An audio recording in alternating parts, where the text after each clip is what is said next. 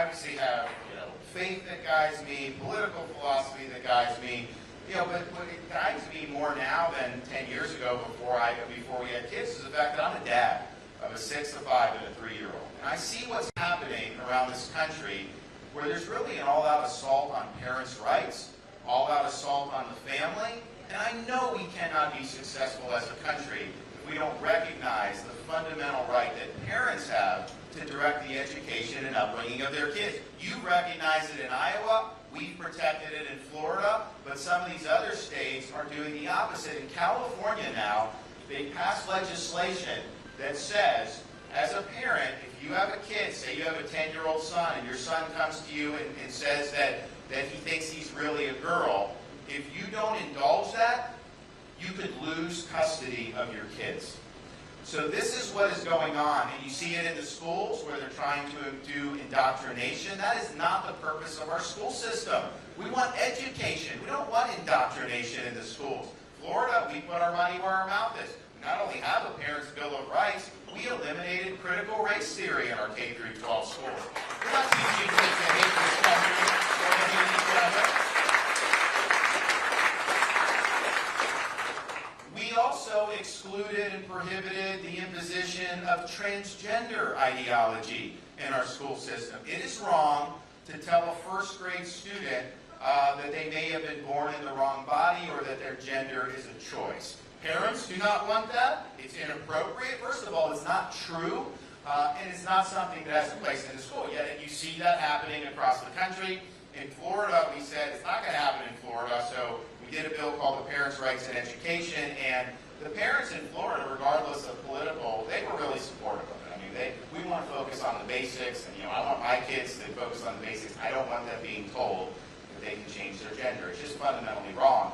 The media didn't like when we did it. The left didn't like when we did it.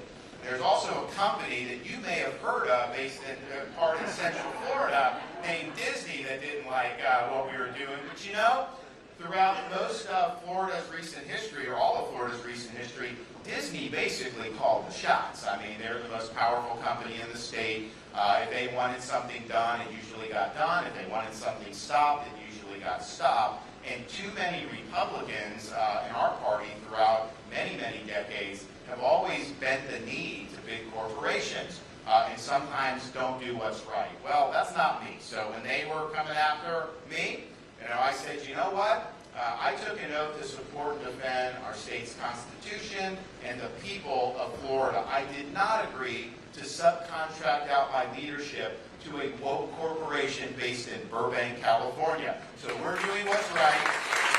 And we're going to stand for what's right.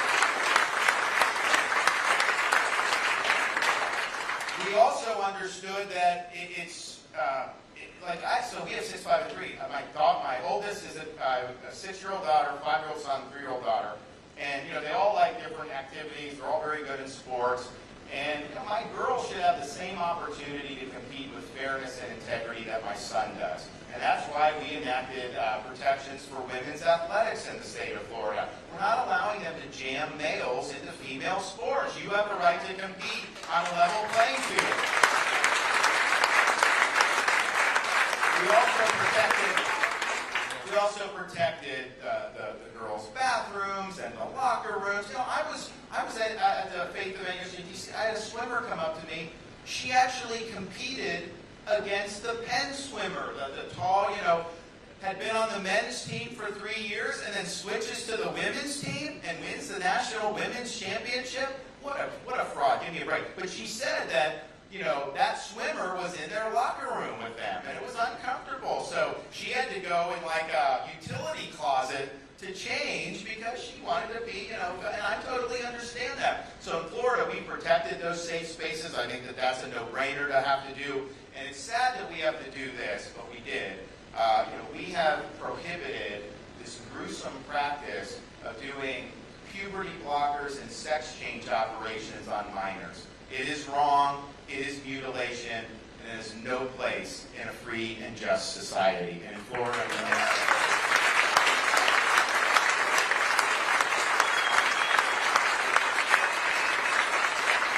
now, part of the reason we're sometimes I think to myself, if we were here just 10 years ago, and I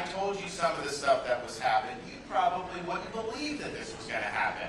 So things have really gone off the rails very quickly. Why is that? I think it's because a lot of this is about ideology. It's about woke mind virus and the woke agenda trying to take over every institution in our society. And some people say, oh, you should be talking about it. We don't even know, people don't even know what it means, all this stuff. Listen, at the end of the day, woke represents a war on truth. And we have to have a society that's rooted in truth. Do not tell me that a man can get pregnant and expect me to accept that because it's not true, and I won't accept it. And we can't be successful as a society if we're accepting things that are not true. The truth will set us free. But it's also the case that when this ideology takes over parts of our society, it has a huge, huge negative impact on the American people. I mean, just think about things like ESG, this idea that businesses should pursue environment, social governance.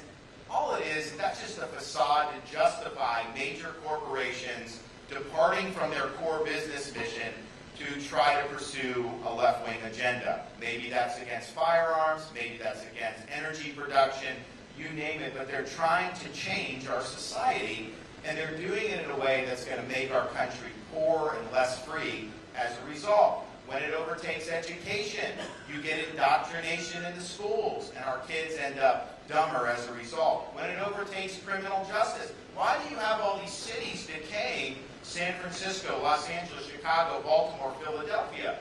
It's because they're not holding criminals accountable. And that's all driven by ideology. So people are less safe, these communities get hollowed out, and a lot of them move to Florida, and they tell me the stories about how bad it was there. So in Florida, we've recognized that we can't just sit back and allow this to run roughshod over our society. We've made our state the place where woke goes to die. And we have beat the woke in the state of Florida more than anybody else has done in any other part of the country. And as president, we must together work to leave woke ideology in the dustbin of history where it belongs once and for all.